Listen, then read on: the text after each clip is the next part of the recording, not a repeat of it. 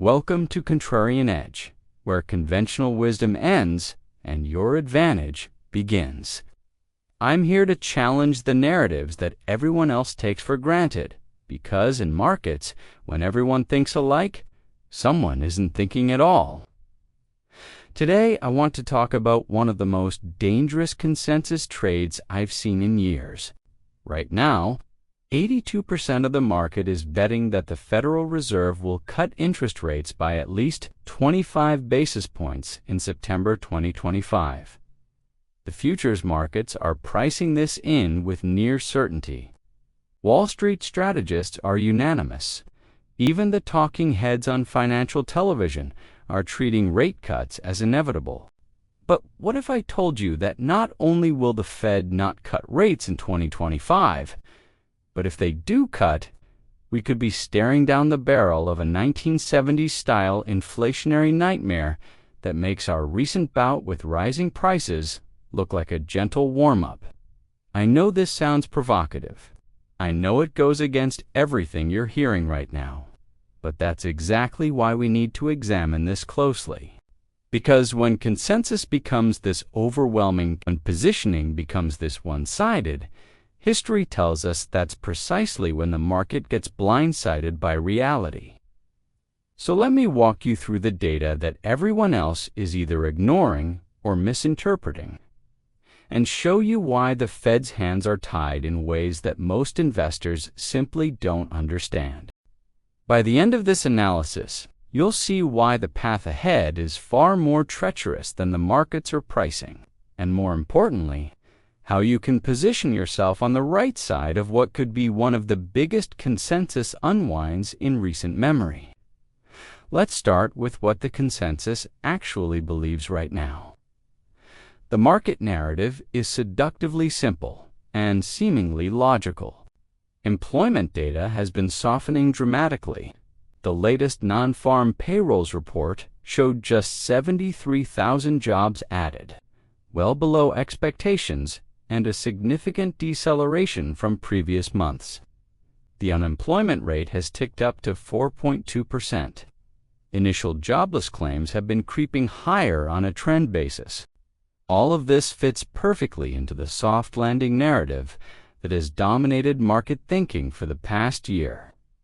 Meanwhile, headline inflation appears to be cooperating. Consumer Price Index came in at 2.7% year-over-year, comfortably below the Fed's long-term target. When you account for the fact that they're targeting personal consumption expenditures, which typically runs about 20 to 30 basis points below CPI, market participants look at this data and see a textbook case for the Fed to begin easing monetary policy. The logic seems unassailable.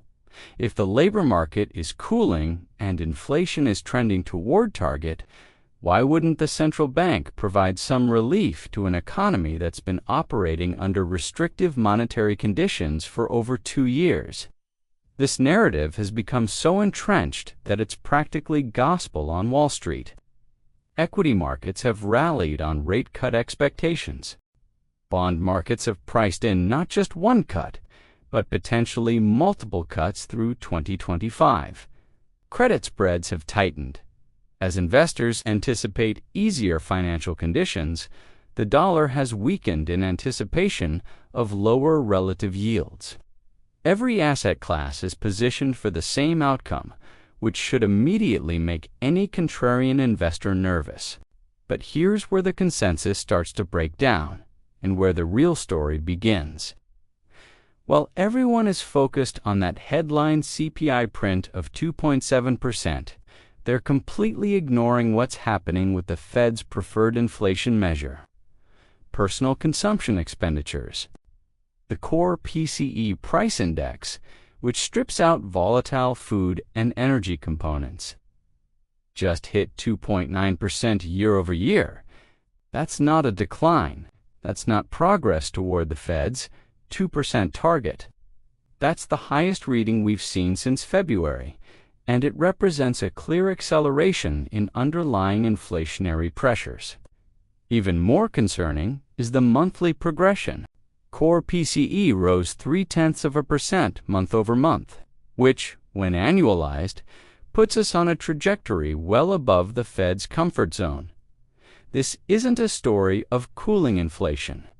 This is a story of inflation that's proving remarkably sticky at levels that should make any central banker extremely uncomfortable about loosening monetary policy. But the PCE data is just the beginning of the story that markets are choosing to ignore. Producer Price Index data has been even more alarming, with the headline PPI surging 0.9% month over month in the latest reading. That's the largest monthly increase since early 2022, when inflation was spiraling out of control. Producer prices are upstream of consumer prices, which means this inflationary pressure is working its way through the system and will likely show up in consumer-facing metrics in the coming months. 10-year break-even, inflation expectations are sitting around 2.3%, which might seem reasonable on the surface, but represents a concerning drift higher from the sub-2% levels we saw earlier this year. When inflation expectations start to drift, it creates a reflexive dynamic where the expectation of higher prices becomes self-fulfilling as businesses and consumers adjust their behavior accordingly. This brings us to one of the most underappreciated catalysts that's about to hit the inflation picture like a freight train: tariffs. Now, I know what you're thinking.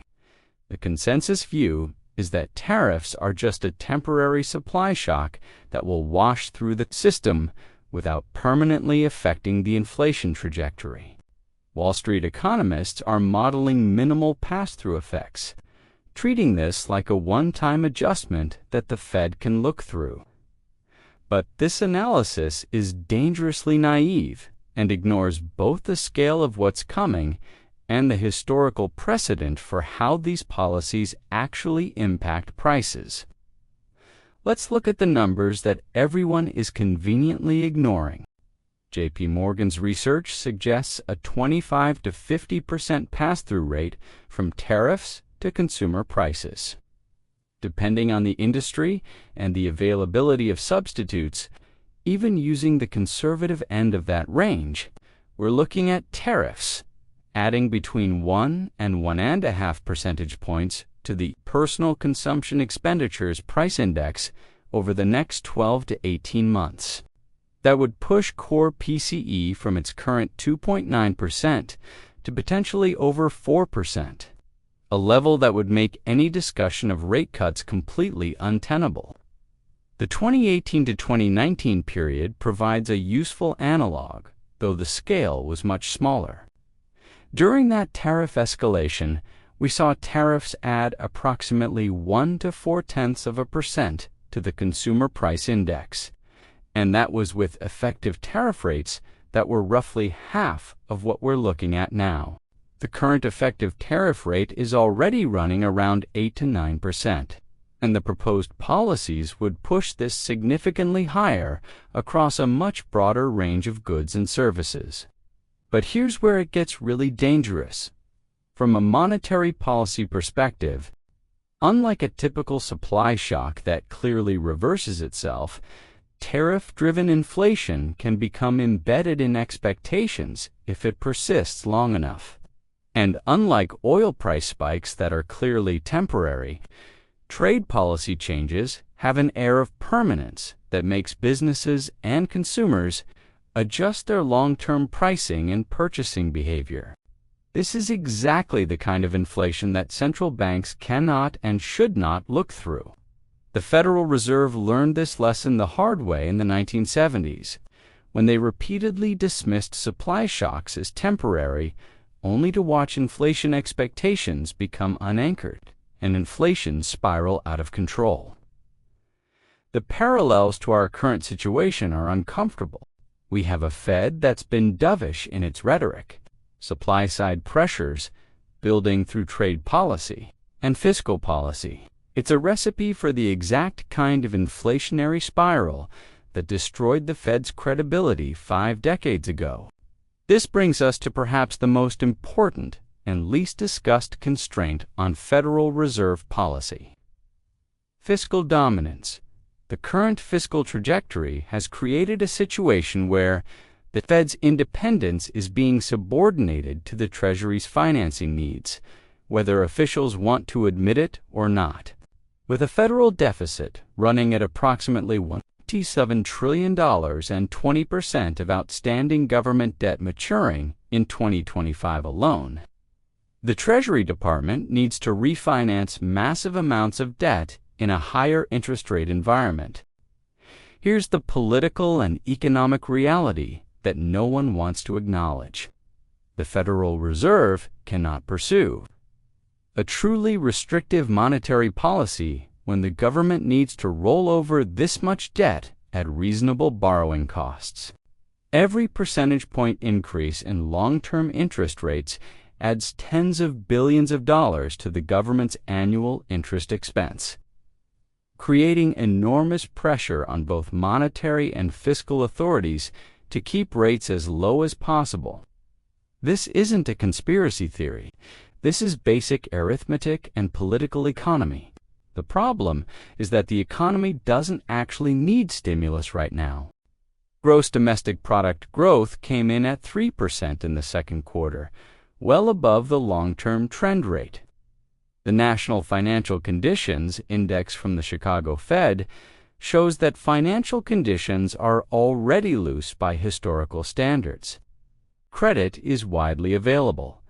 Equity markets are near all-time highs, and consumer spending remains robust. In this environment, cutting interest rates isn't providing necessary support to a struggling economy. It's adding fuel to an overheating fire. But the fiscal dominance dynamic means that even as inflationary pressures build, the Fed faces enormous pressure to keep monetary policy accommodative. This creates the worst possible scenario for long-term price stability: a central bank that knows it should tighten policy, but lacks the political will to do so because of fiscal constraints. It's exactly this dynamic that led to the inflationary disasters of the 1970s. And it's exactly what we're setting up for again. The historical parallels are striking and deeply concerning. In the early 1970s, the Fed repeatedly eased policy in response to supply shocks and political pressure, each time convincing themselves that the inflationary pressures would prove temporary. Each accommodation made the next round of inflation worse, until eventually the central bank lost all credibility and had to impose the most brutal monetary tightening in modern history to regain control. The human and economic costs were enormous, and we seemed determined to repeat every mistake from that playbook. The 1998 episode provides another instructive parallel that's particularly relevant to our current situation. When the Fed made what they called insurance cuts in response to the Russian financial crisis and long-term capital management collapse, they initially justified the easing as temporary measures to provide liquidity during a period of market stress. Sound familiar? The problem was that the economy didn't actually need those cuts. Unemployment was below 4%, inflation was stable, and financial conditions quickly normalized after the initial shock. What happened next should serve as a warning for today's policymakers. The Fed found themselves having to reverse those cuts much more aggressively than anyone anticipated because the insurance easing had created asset bubbles and inflationary pressures that threatened long-term stability. The central bank had to raise rates by more than they had cut them, ultimately contributing to the 2001 recession. The lesson is clear. When you ease policy into an economy that doesn't need accommodation, you often create bigger problems that require even more painful adjustments later. But perhaps the most dangerous parallel to the 1970s isn't just the policy response to supply shocks. It's what's happening to inflation expectations right now. The University of Michigan Consumer Sentiment Survey shows long-run inflation expectations have drifted higher from 3.4% to 3.5% over the past several months. That might seem like a small move, but in the world of central banking, expectations are everything. Once they start to drift higher, they create a self-reinforcing cycle that becomes increasingly difficult to break. This drift in expectations is already showing up in real economic behavior. The year-ahead inflation expectations from the Michigan survey are running at 4.8%, well above the Fed's target and significantly higher than the actual inflation rate. When consumers expect higher inflation, they change their spending and saving behavior in ways that actually create the inflation they're expecting. Businesses adjust their pricing strategies, workers demand higher wages, and the whole system shifts to a higher inflation equilibrium. The Purchasing Managers' Index data confirms that this expectations drift is translating into actual pricing behavior. Output prices components across both manufacturing and services PMS are at their highest levels in 3 years, indicating that businesses are already building higher inflation into their pricing models. This isn't theoretical anymore. This is happening right now, and it's exactly the kind of development that should terrify anyone who understands. How inflation expectations become self-fulfilling prophecies. The reflexivity aspect of this situation cannot be overstated. Markets are pricing in rate cuts, which weakens the dollar, which pushes up import prices, which feeds into inflation, which should prevent rate cuts. But instead of recognizing this circular logic, market participants have convinced themselves that rate cuts are inevitable regardless of what the data shows. This kind of thinking creates enormous instability because it divorces asset prices from economic reality. Currency markets are already reflecting this dynamic. The dollar has weakened significantly against major trading partners' currencies as investors position for lower relative interest rates in the United States, but a weaker dollar makes imported goods more expensive, directly feeding into the inflation picture that supposedly justifies easier monetary policy. It's a perfect example of how market positioning based on flawed assumptions can create the very conditions that make those assumptions wrong. Looking ahead over the next 30 to 180 days, the most likely scenario, in my view, is that the Federal Reserve will be forced to hold rates steady despite enormous market and political pressure to cut. The base case probability I assign to this outcome is around 60%. In this scenario, we see 10-year Treasury yields rise toward 4.5% as markets reprice their dovish expectations. Equity markets face significant pressure as the easy money trade unwinds and credit spreads widen as investors reassess risk in a higher-for-longer environment. The 30-day outlook hinges critically on the next personal consumption expenditures report and any updates on trade policy implementation. If core PCE comes in above 3% on either a monthly or yearly basis, the rate cut narrative will start to crumble almost immediately. Financial markets will be forced to reprice not just the timing of cuts, but whether cuts happen at all in 2025. This repricing could be violent, given how one-sided positioning has become. By the 90-day mark, assuming the Fed holds policy steady, we're likely looking at GDP growth moderating toward 2.5% as higher long-term interest rates begin to bite. But inflation remaining stubbornly around 2.8 to 3% as tariff effects flow through to consumer prices. This would create the worst possible combination for the Fed, slowing growth that creates political pressure to ease. but persistent inflation that makes easing economically inappropriate. The 100-day-to-day scenario becomes truly concerning because this is where we start to see meaningful recession risk. If the Fed maintains its restrictive stance, I assign about a 40% probability to recession conditions developing by mid-2025. If the central bank refuses to cut rates despite market expectations. But here's the crucial point: a controlled recession that brings inflation back to target is infinitely preferable to an uncontrolled inflationary spiral that destroys purchasing power and requires even more aggressive tightening later. The alternative scenarios deserve consideration as well, because intellectual honesty requires acknowledging when we might be wrong. There's roughly a 20% probability that the dovish consensus proves correct. But this would require a very specific set of circumstances. Trade policy would need to be implemented much more gradually than currently anticipated, with significant carve-outs and delays that minimize the inflationary impact. Additionally, we would need to see a genuine collapse in labor demand that pushes unemployment well above 4.5%, creating the kind of slack in the economy that historically leads to rapid disinflation. In this bull case for rate cuts, we would also need to see trade negotiations produce meaningful agreements that reduce tariff implementation.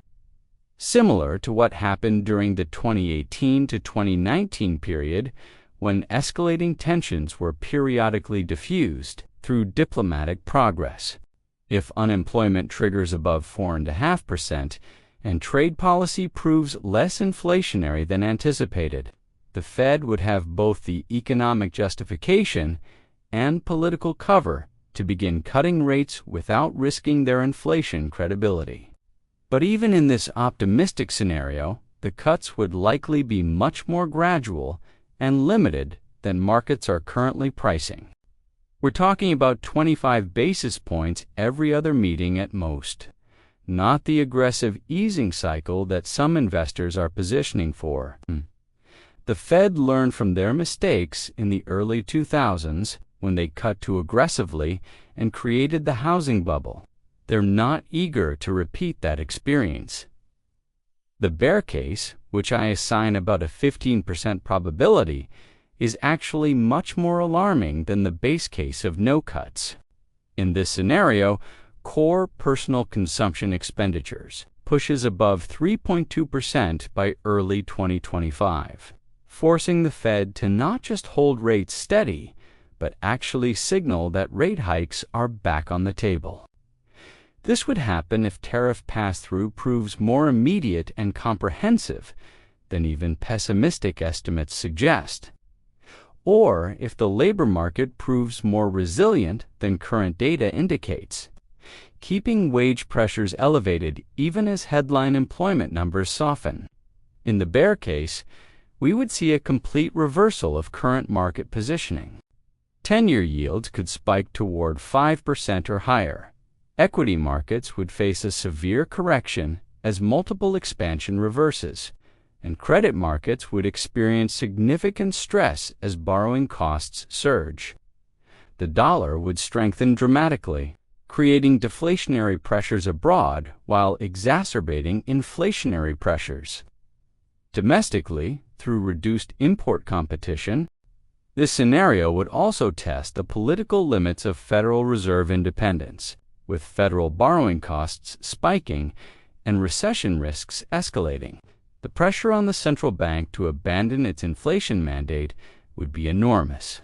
Whether the Fed could maintain its credibility under such circumstances is an open question.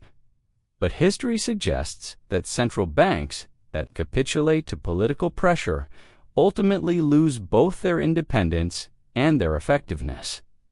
What would change my mind about this analysis? Unlike many market commentators who seem married to their positions regardless of evolving data, I believe strongly in following the evidence wherever it leads. there are specific tripwires and data points that would force me to reconsider this thesis, and I want to be completely transparent about what those are. First, and most importantly, if core personal consumption expenditures drops below 2.5% on a sustained basis, that would fundamentally alter the inflation picture and provide genuine justification for monetary easing.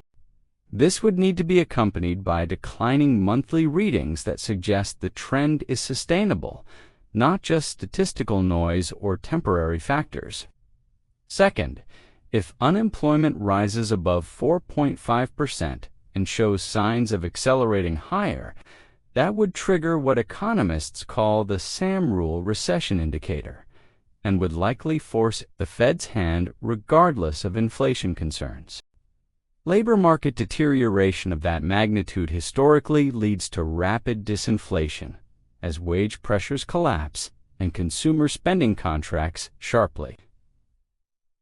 Third, if long-term Treasury yields rise above 4.8%, that would signal that credit markets are pricing in genuine recession risk, potentially creating a self-fulfilling prophecy as borrowing costs become prohibitive for both consumers and businesses. In that environment, the Fed might be forced to cut rates, not to stimulate the economy, but to prevent a deflationary spiral. Fourth, and perhaps most importantly, if inflation expectations as measured by both market-based and survey measures start to drift meaningfully lower rather than higher, that would remove the primary constraint on Fed easing. Five-year forward inflation expectations currently sit around 2.3%. But if those dropped toward 2% or below, it would provide significant room for monetary accommodation. The key point is that I'm watching the data, not the narrative. Too many investors get emotionally attached to their market views and ignore contradictory evidence until it's too late. Markets are dynamic systems, and successful investing requires constant adaptation to changing conditions. Being wrong is inevitable. Being inflexibly wrong is inexcusable. From a portfolio positioning standpoint, this analysis suggests several specific risk management strategies that contrarian investors should consider. First, maintaining shorter duration in fixed income portfolios makes sense given the upside risk to long-term interest rates. If the consensus is wrong about rate cuts, longer-dated bonds could face significant principal losses as yields rise. Second, Treasury inflation-protected securities deserve consideration as a hedge against the scenario where inflation proves more persistent than expected. TIPS provide direct protection against rising consumer prices and would outperform nominal bonds in an environment where inflation expectations drift higher. Third, currency exposure becomes crucial in this environment. A stronger dollar scenario would benefit domestic-focused companies while pressuring multinationals with significant foreign earnings. Conversely, if fiscal dominance forces the Fed to remain overly accommodative, dollar weakness could continue, benefiting exporters and companies with overseas operations. The weekly and monthly data points worth monitoring include the Cleveland Fed's nowcasting models for personal consumption expenditures, which provide real-time estimates of inflationary trends between official releases. Monthly Consumer Price Index and Producer Price Index data will remain crucial for understanding the transmission of supply-side pressures through to consumer prices. Any updates on trade policy implementation will need immediate analysis for their inflation implications. But perhaps most importantly, this situation highlights why process matters more than prediction in uncertain environments.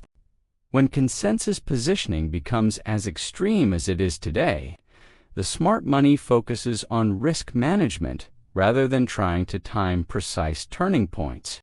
The prepared minority often wins when consensus proves wrong, And right now we have one of the most extreme consensus trades I've seen in years. 82% of market participants are positioned for Federal Reserve rate cuts that the underlying data simply doesn't support. This isn't pessimism speaking. This isn't doom-mongering for clicks. This is pattern recognition based on decades of studying how monetary policy, inflation dynamics, and market psychology interact during critical inflection points. Let me be crystal clear about what the data is telling us right now. Core personal consumption expenditures just hit 2.9%, the highest reading since February. And it's accelerating, not decelerating. Producer Price Index surged 0.9% month over month, the largest increase since inflation was spiraling out of control in early 2022. Inflation expectations are drifting higher across multiple measures, from University of Michigan surveys to market-based, and we haven't even seen the tariff impact yet, which could add another 1 to 1.5 percentage points to the inflation picture over the next 18 months. Meanwhile, the economy is growing at 3%. Unemployment is still historically low despite recent upticks, and financial conditions are already loose by most measures. This is not an economy that needs monetary stimulus. This is an economy that's showing clear signs of demand outstripping supply, classic conditions that lead to persistent inflation if monetary policy remains too accommodative. The Federal Reserve is caught in what I call an inflation trap. They know they should maintain restrictive policy, given the underlying price pressures. But fiscal dominance and political pressure are pushing them toward accommodation that would be economically inappropriate. With 20% of federal debt maturing in 2025 and deficits running at $1.7 trillion, the Treasury needs low interest rates to manage the government's financing costs. This creates exactly the dynamic that destroyed monetary policy credibility in the 1970s. History is rhyming in uncomfortable ways. The 1970s playbook of dismissing supply shocks as temporary, while easing policy into an overheated economy, led to a decade of stagflation that required the most brutal monetary tightening in modern history to resolve. The 1998 insurance cuts that seemed prudent at the time created asset bubbles that ultimately required more aggressive policy responses. We're setting up to repeat both mistakes simultaneously. The reflexivity of current market positioning makes this situation even more dangerous.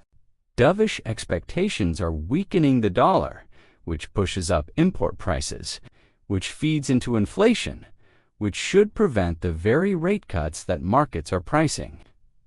But instead of recognizing this circular logic, investors have convinced themselves that cuts are inevitable regardless of economic fundamentals.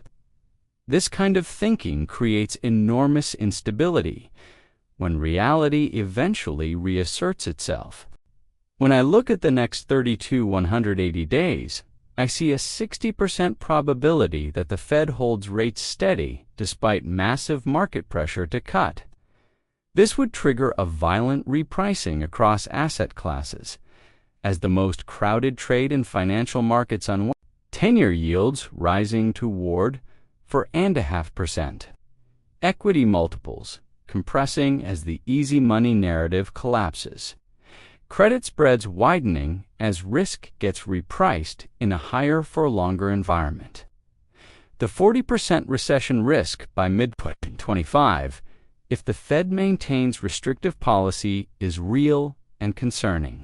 But here's what every investor needs to understand.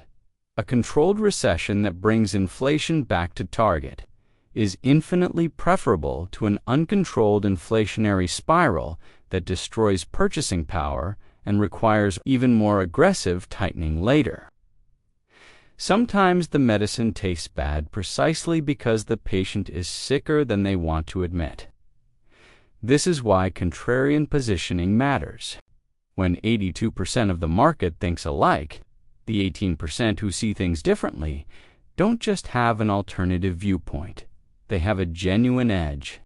The crowd is usually wrong at extremes, and we are absolutely at an extreme of dovish positioning right now. Every major asset class is betting on the same outcome. Every Wall Street strategist is singing the same song. Every financial media narrative is pushing the same story. But the data is screaming something different. Personal consumption expenditures accelerating, producer prices surging, expectations drifting higher, tariffs coming, fiscal dominance constraining policy flexibility, an economy that doesn't need stimulus, receiving stimulus anyway because markets demand it. These are the ingredients for an inflationary spiral, not a soft landing. The question isn't whether you believe this analysis. The question is whether you're brave enough to position against consensus. When the data supports a contrarian view, most investors claim they want to buy low and sell high. But when the time comes to actually bet against the crowd, they find reasons to follow the herd instead. This is one of those defining moments where intellectual honesty and risk management become more important than social validation. Are you part of the 82% or the 18%? I genuinely want to know what you think about this analysis. Not your emotions, not what you hope will happen, but your logical assessment of the data and the arguments I've presented. Comment below and let's have a real discussion about why you agree or disagree with this thesis. If this analysis has challenged your assumptions or made you reconsider your positioning, hit that like button. If you want to make sure you don't miss the next contrarian insight that goes against conventional wisdom, subscribe to the channel. And if you know someone who's oolin on dovish bets for 2025, share this video with them. They need to hear this perspective before the consensus trade implodes. Remember, at Contrarian Edge, we don't follow the crowd. We follow the data wherever it leads, even when it's uncomfortable, especially when it's uncomfortable, because that's where the real opportunities hide. In the gap between what everyone believes and what the evidence actually shows, the prepared minority wins when consensus fails. And right now, consensus has never been more vulnerable to a reality check.